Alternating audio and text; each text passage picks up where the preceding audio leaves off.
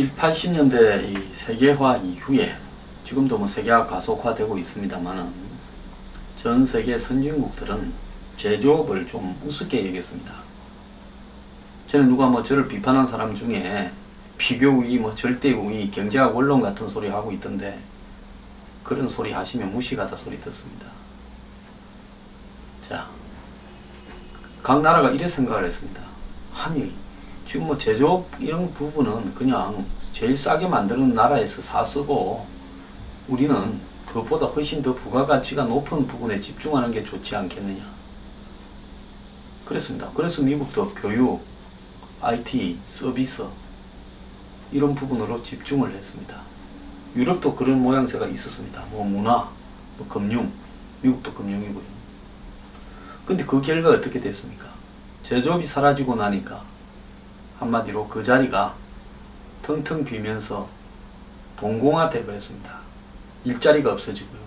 결국은 서민들이 소비할 여력이 없어져 버리면서 가난의 보편화가 이루어졌습니다. 그래서 지금 요즘 전 세계가 제조업도 되살리고 일자리도 지키고 하자면서 선진국일수록 국산품 열풍이 일어나고 있습니다. 과거 중국 제품 등을 사 쓰면서 생활비가 낮아졌다고 좋아하던 선진국들이 이제는 그런 모습이 사라지고 있습니다. 2009년에 파산위기까지 몰렸던 미국의 GM, 한국에도 있죠. GM과 미국 제조업 부활의 상징인 시놀라 시계의 미국 내 판매량이 꾸준히 늘고 있답니다. 프랑스에서는 러슬리프 프랑세, 꼬민드 파리 등 프랑스산임을 내세운 브랜드가 불티나게 팔리고 있습니다. 이탈리아와 일본에서도 메이드 인 이탈리아, 메이드 인 재팬 부활 움직임이 일고 있습니다. 선진국들이 제조업은 사양산업이라고 뭐 공해만 불러일으키고 부가가치가 낮다고 외면을 했던 제조업에 부가가치를 높이려는 노력에 박차를 가하고 있습니다. 생산비 절감을 이유로 해외로 이전했던 공장을 자국으로 다시 들여오는 리쇼링이 뚜렷하다는 겁니다. 2008년 금융위기를 겪으면서 비교우위가 낮은 제조업이라고 해도 포기해서는 안 된다는 사실을 이제서 깨달은 겁니다. 금융위기에 직격탄을 맞은 미국은 무너진 경제를 세울 전략으로 제조업 부활을 선택했습니다. 비영리 단체 리쇼링 이니셔티브에 따르면 2010년부터 15년 사이에 미국으로 돌아온 업체가 818개, 귀환한 일자리도 12만 5천 개랍니다. 미 소비자들의 국산품 선호 해상도 주목할 만하다는데요. 미국산이라면 무조건 사고 싶어진단 말이 84%였습니다. 19세기 말 20세기 초에 이 물산 장려 운동이 민족 자본을 키우자는 약소국들의 저항 운동이었다면 21세기 물산 장려 운동은 선진국의 일자리 지키기 운동이라는 겁니다. 장하준 교수는 김대중 정부는 제조업을 굴뚝산업으로 폄하했고 이명박 정부는 금융회복을 하겠다며 리만 브러더스가 망하기 2달 전에 산업은행이 인수를 검토했다. 그때 했으면 같이 망했을 거다. 제조업은 아직도 경제의 핵심이다. 이렇게 말을 했습니다. 자, 이거 매우 중요한 이야기입니다. 지금 경제학이 다 틀렸다라는 이야기입니다. 어느 부분만 보면 맞지만은 전 세계가 국경 없이 완전히 하나의 나라를 이루고 있다면 비교 우위나 절대 우위가 맞을 수 있겠지만 각 나라는 국경을 이루고 자기 나라 민족을 최우선시합니다. 국민들을 최우선시합니다. 그렇다면 누가 싼 값에 효용을 더 극대화시키는가가 중요한 게 아니라 그 나라에게 일자리가 있어야 그 돈으로 물건을 살 거 아닙니까? 돈은 무진장이 있다라는 가정하에 물건을 더 싸게 구입하는 데만 초점을 둔 현재의 경제 원론이 맞는 겁니까? 틀린 거죠. 문제는 그렇게 싼 물건을 살 돈이 없다라는 겁니다. 자, 2008년 금융위기 때 리먼 브러더스가 하루아침에 파산하고 짐을 싸서 직원들이 회사를 떠나는 모습이 TV로 생중계됐습니다. 그때 이 종이 박스에 자기 짐 담아가지고 밖으로 울면서 걸어놓는 모습이 미국 국민들에게 충격을 줬죠. 화려한 월가 금융업의 흥황함을 목격한 미국인들은 제조업 일자리의 소중함을 절감하게 됐습니다. 버락 오바마는 위기에 처한 GM에 대한 구제금을 시작으로 제조업 르네상스 시대를 선언했고요. 시민들은 메이드 인 USA 사기 운동으로 미국 제조업의 제조업 살리기 운동에 동참을 했습니다. 뉴욕에서 30년 이상 살아온 재미동포 사업가는 9.11 테러가 자원 입대 급전 같은 안보 애국주의를 불러일으켰다면 금융위기는 메이드 인 USA 같은 경제 애국주의를 갖다가 나왔다. 중국산 성조기를 몰아내고 미국산 성조기 판매 사이트들이 급격히 늘어난 것도 금융위기 이후의 일이다라는 겁니다. 자, 몇 가지 예들이 있습니다. 존 스미스 씨는 오전 6시 중국산 알란 시계에 눈을 뜨고 거의 커피 주전자도 중국산, 면도기는 홍콩산, 스리랑카산 셔츠를 입고 일본산 자동차에 사우디에서 수입한 휘발유를 가득 채운 뒤 하루종일 구직 활동을 벌였지만 허탕이었다. 집에 돌아와 인도네시아산 TV를 켜고 프랑스산 와인을 마시며 생각했다. 왜 미국에는 나를 위한 일자리가 없지? 이것이 최근에 USA 제품 사기 운동을 벌이는 한 시민단체 홈페이지에 올라온 글이라고 합니다. 결론은 외국산 제품을 쓰는 한 미국에 좋은 일자리는 없다라는 이야기입니다. 자, 미국산 제품 판매 전용 사이트인 메이드 인 더 USA는 미국인 한 명이 미국산 제품을 구입하는데 3.3달러만 더 쓰면 1만 개의 일자리가 생긴다면서 구체적인 논거까지 내세웠습니다. 제대로 된 제조업 일자리 하나는 부수적인 일자리 5개에서 8개를 창출한다. 이런 말도 합니다. 또 다른 미국산 제품 사이트 메이드 인 USA를 운영하는 토드 림스콤 씨는 역사상 제조업 경쟁력을 상실한 제국은 모두 망했다면서 미국 제품을 사지 않으면 내 아들, 딸을 위한 미래도 없다는 생각에 메이드 인 USA 활동에 전념하게 됐다고 말했는데요. 그의 사이트에는 미국산 나무로 미국에서 만들었다라고 하는 이 수치개를 포함해서 5,500개가 넘는 메이드 인 USA 상품이 올라와 있습니다. 실제로 미국에는요, 사소한 책상, 의자 만드는 공장까지도 하나도 남지 않고 다 없어져 버렸습니다. 이제 이걸 갖다 전부 되살려야 되겠다고 하는 겁니다. 자, 미국 제조업의 상징 도시인 미시간주 디트로이트에는 2011년 창업한 시계사 시놀라는 제품군을 오디오, 자전거, 가죽가방, 지갑, 일기장, 애완견 목걸이 등을 확장하는데요. 미국 소비자들 대상으로 중국산보다 비싸도 갖고 싶은 미국산 제품이 무엇인가를 파악해 제품군을 확장하고 있다면서 CNN은 최근 이 저가 샘플품이나 장난감도 미국산이 나오면서 중국 중상층과 상류층이 이런 제품을 역수입하는 기현상이 벌어지고 있다고 합니다. 자, 이런 보호무역을 미국 정치권도 부채질하고 있습니다. 마침내 출혈이 멈췄다면서 2010년 창립한 비영리 단체 리쇼링 이니셔티브는 2015년 결산 보고서를 이렇게 발표하면서요. 자, 미국 기업의 해외 이전으로 빼앗긴 일자리가 2015년 6만 개인데 미국 안으로 들어온 일자리가 6만 7천 개랍니다. 그래서 2000년대 초반만 해도 평균 22만 개가 해외 이전으로 사라졌는데 놀라운 변화라 하면서 이 선순환 구조가 형성되고 있다고 주장을 하고 있습니다. 장난감 회사 커넥스가 중국 공장을 미국으로 옮겼고 차코킨, 노스페이스 같은 아웃도어 전문 업체들도 메이드 인 USA 계열에 가세를 했습니다. 제조업 진흥을 위한 미국 연방정부와 지방정부의 파격적인 인센티브, 세일가스 개발 등에 따른 낮은 에너지 비용, 미국 금융위기 이후에 달라진 노동자의 인식 때문에 미국에서 생산해도 생산 원가가 크게 높아졌습니다. 실제 미국의 각 주들이나 중앙정부는요, 해외에 갔다가 미국으로 돌아오는 회사에 대해서 면세, 감세, 아주 낮은 가격에 토지 제공 등 온갖 인센티브를 다 주고 있습니다. 대형 유통업체와 대형 투자은행들도 적극 동참하지 않을 수 없다는 분위기인데 월마트는 10년간 총 500달러어치의 미국산을 구매하겠다 했고 JP 모간 체이스는 디트로이트 제조업 부활의 금융 파트너가 되겠다고 1억 달러 지원을 선언했습니다. 자, 이미 정치권에도 이것이 지금 바람이 불어서요. 오바마도 이런 부분을 갖다가 홍보하기에 여념이 없는데요. 정부의 제조업 부양책이 엘카트시의 경제회생을 도왔다면서 이 SUV, 그러니까 RV 제조업체인 인디애나주 엘카트시를 방문해서 자랑을 했습니다. 이 도시에는 실업률이 2009년에 20%였는데 현 실업률은 전국 평균 5%보다 낮은 4%입니다. 공화당의 트럼프는 해외에 빼앗긴 일자리를 찾아오겠다며 핵심 공약으로 내세웠는데요. 자, 이제는 앞으로 이런 부분이 미국의 대세가 되어갑니다. 경제학 언론 다시 써야 됩니다. 미국만 그런 게 아닙니다.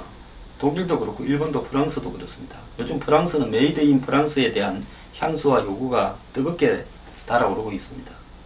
최근 프랑스 공장에서 생산되는 상품들이 각광을 받고 있다고 합니다. 프랑스, 독일, 이탈리아, 일본에서도 제조업 부활 움직임이 뚜렷합니다. 정부는 해외 이전 기업들을 불러들이고 고부가가치 제조업 창업을 지원하는 환경을 만들고 있습니다. 소비자들도 국산품 애용 운동을 벌이고 있습니다. 자, 신메이드 인 프랑스 붐을 이끄는 브랜드의 특징은 창업주들이 20, 30대 젊은 사람이라고 합니다. 자, 이들이 아버지나 할아버지한테 들었던 프랑스 제품에 대한 자부심을 현대적으로 해석하고 있다고 합니다. 48가지 색상의 100% 메이드 인 프랑스 양말을 판매하는 아르시 듀셋은 실염색부터 제품 생산까지 모두 프랑스에서 한답니다.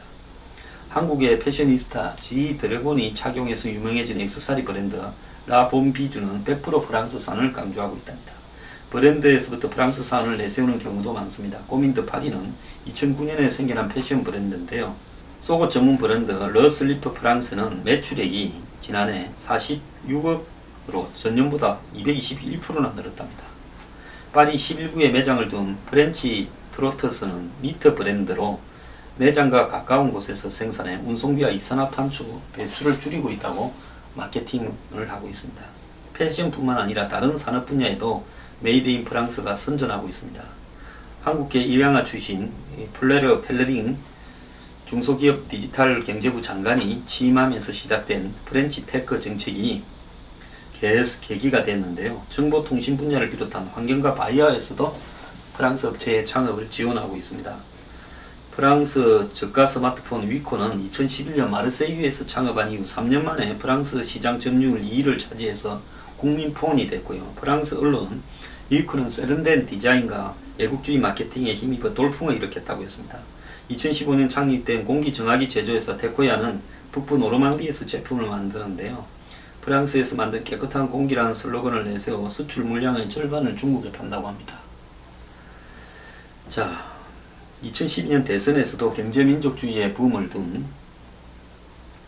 메이드 인 프랑스 육성이 화두였는데요. 올랑드도 그랬고 취임 이후부터 이 프랑스 제품 이용을 촉구하는 이 캠페인을 벌였습니다.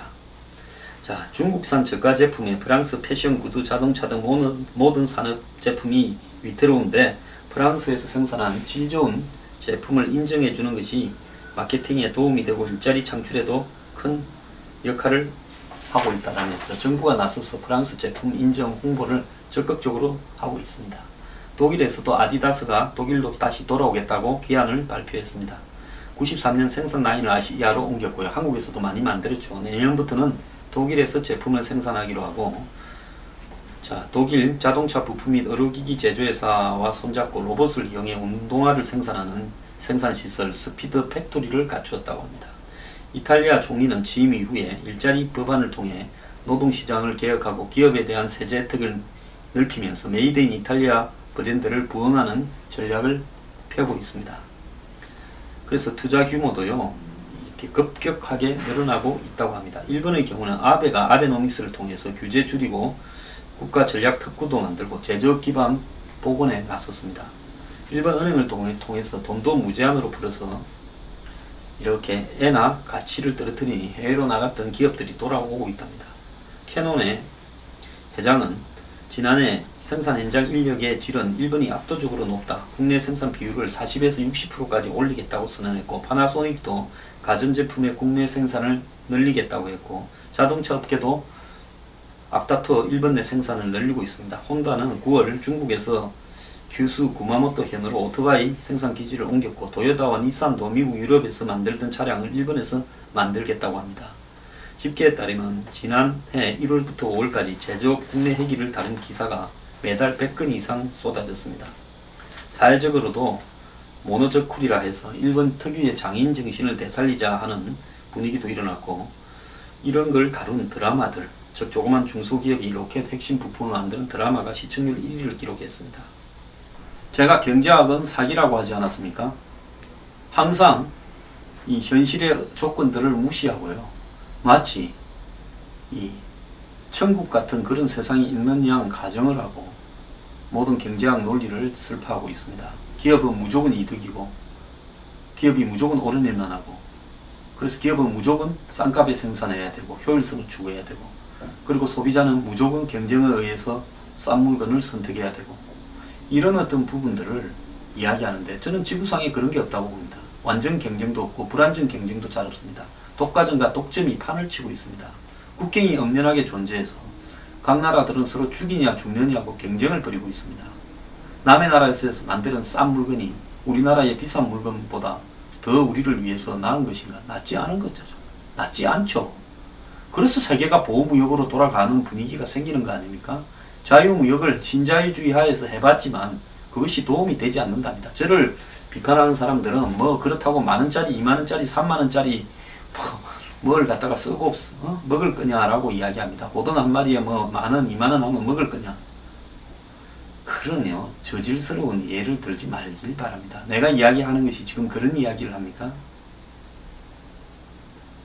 자, 그 사람들이 남으니까 우리한테 팔라는 거지 우리가 적극적으로 수입을 합니까? 생각을 해보십시오. 파는 사람이 노력하지 수입하는 사람이 노력을 합니까? 그런 웃기는 소리 좀 하지 말고요.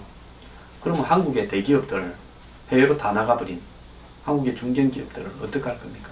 국내로 돌아올 수 있도록 임금도 낮추고 또 더 나아가서 기업을 할 수 있는 분위기도 만들어줘야 되는데, 우리나라는 여태까지 이런 사람들의 외국에 나가는 행동을 노조만 요구하고 장려를 했습니다.